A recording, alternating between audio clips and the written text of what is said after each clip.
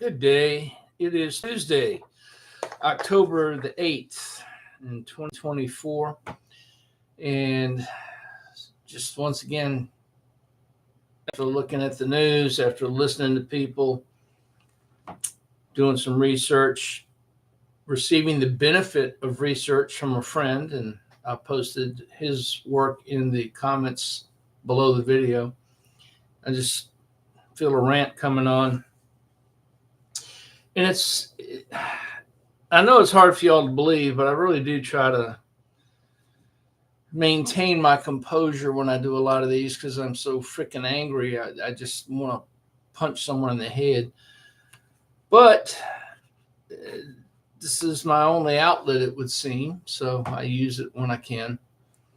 And don't be surprised, I won't be, if this video gets suspended.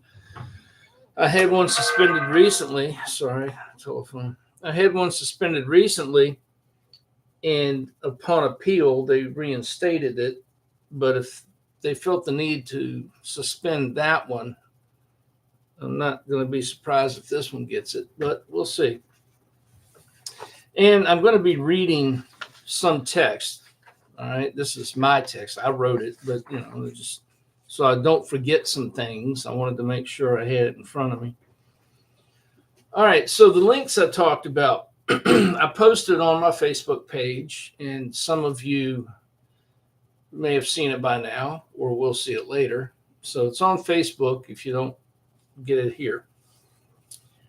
A friend of mine, and I'm not going to say his name in here because I don't want him to get in trouble along with my video, but you'll see his name on my Facebook page.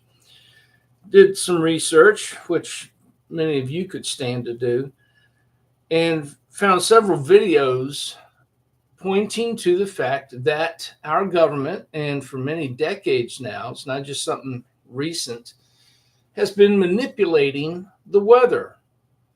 Now I know who you are. Oh, Floyd, you're a conspiracy. Oh, Floyd, come on, that's a bunch of crap. Oh, you can't believe it.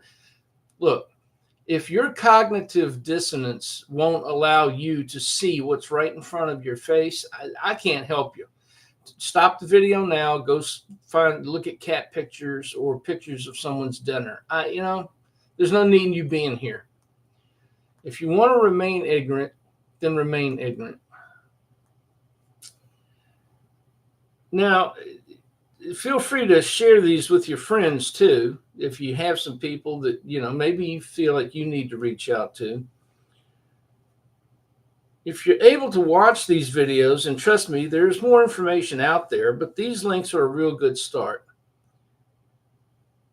And you still refuse to understand what is being done to you, if you still won't see what's going on right in front of your face, and I can't help you.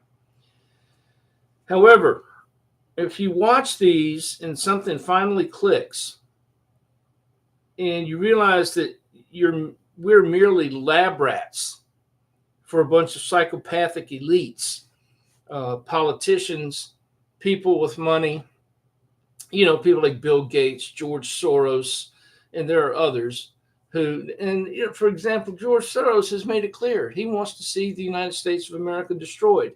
He spends billions of his own money to see that happen. And he said it. The interviews are still out there. You can find them if you look for them. But no, that's not true. He wouldn't do that. All right. So these psychopaths who are doing whatever they want to do, and doesn't matter because nobody ever holds them accountable. Part of the problem is people like you who don't want to believe it. Oh, no, that's crazy talk. People don't do that stuff. How can that be, Floyd? That's not true. It's conspiracy talk. What do we do now is the question I would ask you. If you're willing to accept what is actually happening. And for one example, look at what's going on in Western North Carolina right now. Now, that seems to be getting a lot of the play. You see a lot of videos coming from North Carolina Let's not forget that Georgia and Tennessee and parts of Florida are going through the same thing. And now, of course, we've got Milton going through Florida. So let's wait and see what happens there. People, American citizens like you and me, family that maybe some friends lived in the area. I don't, well, my wife has a cousin who lives in Asheville.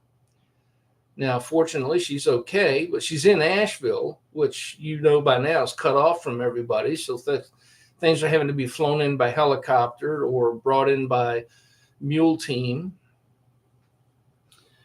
Maybe family or someone you know has been harmed by or even killed by these storms and the manipulation we're talking about. Are you going? What I want to know is, are you going to demand that those responsible? Let me turn this thing off. That those responsible suffer any consequences, because that's what we're talking about. The bottom line is, if in fact this stuff's happening, and I believe it is, and several people I know believe it is, then what do we do about it? Do you even care? Let me ask you that, because I know there's some of you out there that have your attention focused elsewhere, or you just refuse to believe that any of this could be true. All right. Do you even care if it is true or not? Is it important to you to know the truth? Or is it more important to just be comfortable in your worldview and believe that these things are out of your control and there's nothing you can do about it? I think people should be held accountable. Call me crazy. Do we know who's behind it? I mean, somebody's got to be turning the buttons and switches and making this stuff happen. Somebody has to make the decision and say, yeah, do that. Who are these people? I mean, if you're going to cut the head off of the snake, wouldn't it be helpful to get the right snake?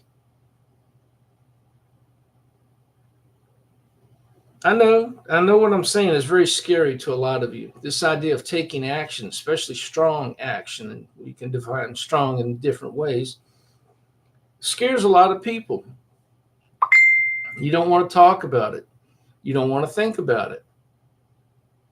And this phone is, I don't know if you guys have the same issues I do. When I try to make a video or do something where I don't want to be disturbed by the phone, that's when it starts beeping and ringing. All right, so let me ask you, for example, if you're driving your car, going to work, coming home from dinner, whatever, and your negligence causes an automobile accident in which people are hurt or even killed, do you think you will be held responsible for your actions that led to that accident? Well, of course you will. You know you will. You know the answer to that question. Well, if someone somewhere, whether it's in our government or out of the government, but in order for this stuff to happen, it's got to be someone in the government is saying, turn that machine on, push that button, turn that knob, make that happen. And just North Carolina as an example, hundreds of people that we know of so far, maybe more, are dead. I'm not even including the people whose lives have been destroyed, whose homes were washed away, whose businesses are done. People are dead. They haven't even found all the bodies yet. Now, if someone's responsible for making that happen, should that person be held accountable? And if not, I'd like to know why. I'd like you to explain to me why someone who would cause something like that to happen should just be let go. Don't worry about it. I'm sure they didn't mean that to happen. Now, this has been going on for years. Like I said, so when people do we just stand around and allow our government and the moneyed interest behind it to get away with this? I mean, this has been going on for years. The CIA used to bring drugs into the, well, probably still does. I won't say used to. They've been bringing drugs into the country for years. And when that was finally proven, The newspaper reporter out in Los Angeles who actually uncovered it and reported it was mysteriously killed. It was an accident. Do you think the CIA stopped bringing drugs into this country? The COVID vaccines, not just the response to COVID, stay in your home, wear a mask, you can't go out, you can't do anything. But the vaccines, which we now know, information's coming out every day, are causing harm. People are dropping dead from myocarditis as a result of those vaccines. Somebody made that decision. Someone said, yeah, give it to them. And for all of my people out there who are party loyalists and you want, oh, Trump is your hero. Oh, Joe Biden is the one who made us lock down, blah, blah, blah. They're all responsible. What did, was it Warp Speed? Yeah, Warp Speed. We're going to get that vaccine out there on the market and get it into people's arms. And yeah, I know we haven't really thoroughly tested it yet, and we're not sure if it's going to be a problem or not. But let's get it out there. Who was that? That was the Orange Man. Remember, Republican, your hero, Mr. and Mrs. Republican. He's the one that wanted to get that vaccine out there before it was thoroughly tested. Now, if it was voluntary, if he said, look, it's out there, I can't promise you it's going to do what it says it's going to do. I can't promise you it's not going to hurt you, but it's there. And if you want to take it, you can. All right. I could see that. But then it was like, no, you have to take it. Not only do you have to take the vaccine, but you can't go out of your house. And if you do go out of your house, you got to wear a mask. And you can't go shopping because you're going to be close to people. Unless, of course, it's at Home Depot or Walmart or some other big box store. We need their money for our campaigns. But these mom and pop places, you can't go there. And now, of course, we've got weather manipulation. And if the links I've provided don't convince you and you decide to take it upon yourself, maybe to dig a little deeper, do a little more research, I don't know what else to tell you. I mean, there's no hope for you. You're more worried about when the next football game comes on than you are about freedom in this country, than you are about what needs to be done. Now, understand something. I know exactly what I'm saying, and I know how it's going to be received by some people, and I know that it may, in fact, get my video suspended. I'm ready for that to happen. If it does, so be it. But you guys talk about fighting for democracy. You're willing to see money go overseas, and don't tell me you don't. I remember, all the liberals it seemed like liberal this, liberal that. Everybody was for, we got to help Ukraine against those evil Russians. So let's send our money over there. Let's send them equipment and arms and ammunition. That's what we need to do because they're fighting for their freedom. They're fighting for democracy. Then, of course, the same people who were saying, screw Ukraine. They're not our problem. Don't send money to those people. Then Israel has their issue on October 7th last year. And all of a sudden, all the Republicans who thought we should not send money to Ukraine were like, we got to help Israel. Let's continue to send them $8 billion a year, but let's add to it. All right. They need our money. They need our aid. They need our help because they're fighting for their freedom. They're fighting for their very survival. Excuse me. So you talk a lot about it.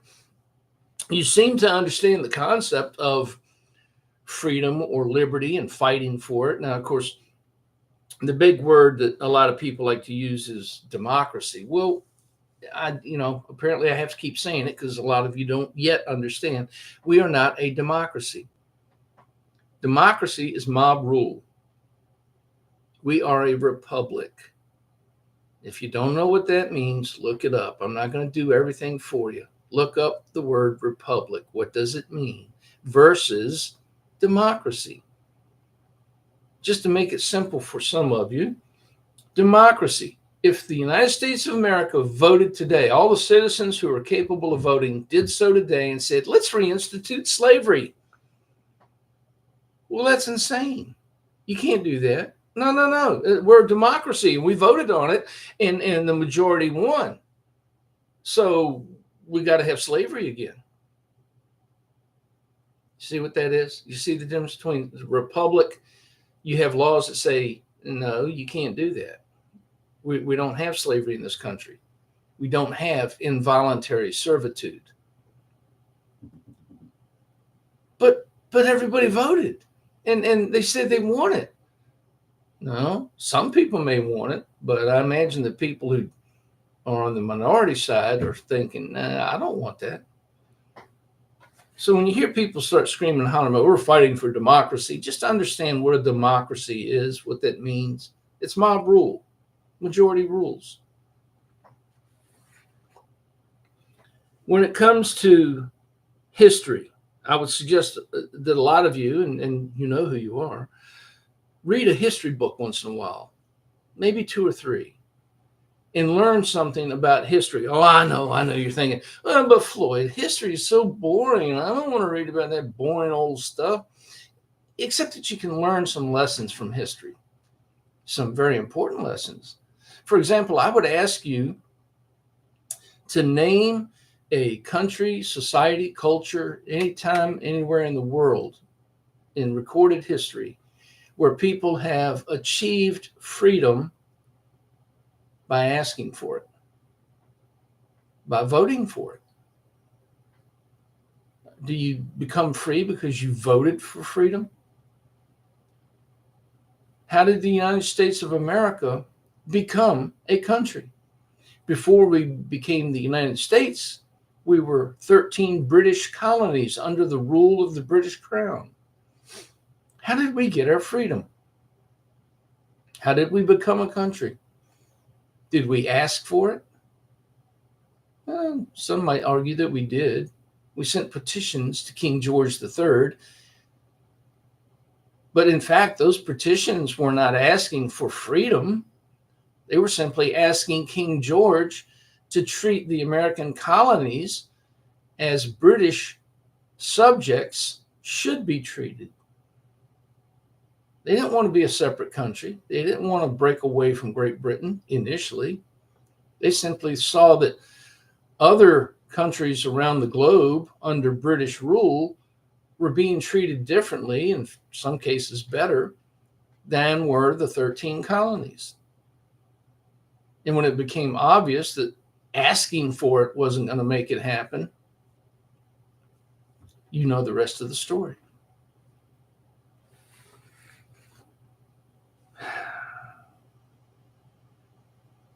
I know it scares people. I get it. I really do. I mean, it doesn't make me happy to say these things. I'm not anxious to become a martyr. But we have to face realities. And one of the realities is our country is no longer our country. Oh, it belongs to someone. Someone's benefiting from it, but it ain't you and me. If you think I'm wrong, once again, just look at some of the videos coming out of North Carolina. And these are people on the ground who live there, who are dealing with the situation. You and I are sitting here. I'm in my nice, comfortable house. My heat and air conditioning work. My water's on. So, I sympathize with folks in North Carolina and elsewhere, but that's their problem. We don't want to talk about that too much because it makes us uncomfortable. So, we'll send some money, we'll send some supplies, and we'll wish them the best, but we're not going to do a damn thing about what's causing this. We're not going to hold anyone accountable, despite the fact that we see our government agencies who are supposed to help because we pay taxes for that, remember? And they're just standing by and doing nothing in many cases, or in some cases, they're actually threatening to arrest people who are trying to help. Now, I want you to think about that for a while. So what do we do? Oh, I know what some of you are going to say. Well, next election, we need to vote harder. Yeah, that's it.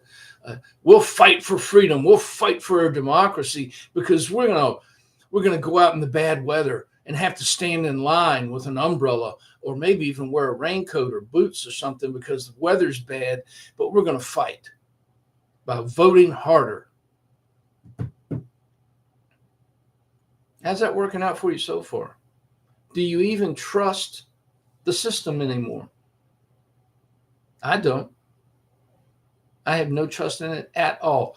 In fact, I'll say this. The last election for president, you're never going to convince me Joe Biden won that election. Never. I don't believe it for one brief moment. And I also don't believe Donald Trump's going to win this election. Not because no one's going to vote for him, but because the people who count the votes are going to do what they did last time. And why are they going to do it again? Because no one suffered any consequences. No one was held accountable. Despite all the evidence, they got away with it, and they're going to do it again. And when they do, you're just going to sit back and go, well, damn, I guess we need to vote harder next time. You're going to have to come to grips with the reality of it, folks, and that is we no longer own our own country. We are owned. We're free-range slaves of the state. As long as we can produce something, pay taxes, we're allowed to run around and think we're free. Oh, yeah, I'm going on vacation next week. We're going down to Florida, and we're going to go on a cruise, blah, blah, blah. I'm free. I can go to the grocery store and choose from 37 different flavors of salad dressing. I'm free. My favorite football team plays this week, and I'm going to the game. I'm free. No, you're not. You're allowed to believe you are. But look around you. Ask the people in North Carolina right now if they feel free. Ask them if they think their government cares. I mean, seriously, I don't know what else to say to you. If you haven't figured it out by now, it's because you don't want to figure it out. When I say fight for our freedom, when I say fight for our liberty, I mean that in every possible sense of the word. And if that bothers you, if it scares you, if you don't want to be associated with someone like me, I get it. Fine. Unfriend me on Facebook. Don't watch my videos. Pretend you don't know me. Ignore me like you ignore the corruption in your own government. Ignore me like you ignore child sex trafficking. Ignore me like you ignore what the COVID vaccine has done to people in this country. Go ahead, ignore me. You're going to suffer along with me, whether you want to or not, whether you believe it or not.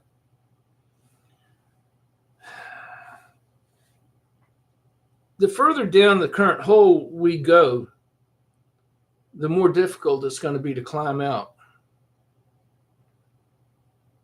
So if you stand by and do nothing, we're just going to keep going further and further down that hole. At some point, someone is going to have to stand up and fight for the freedom that is supposed to be our birthright. If it's not you and me, it's going to be our kids or our grandkids. That's a decision for you to make. But I'm going to remind you again, and you can take it any way you want to.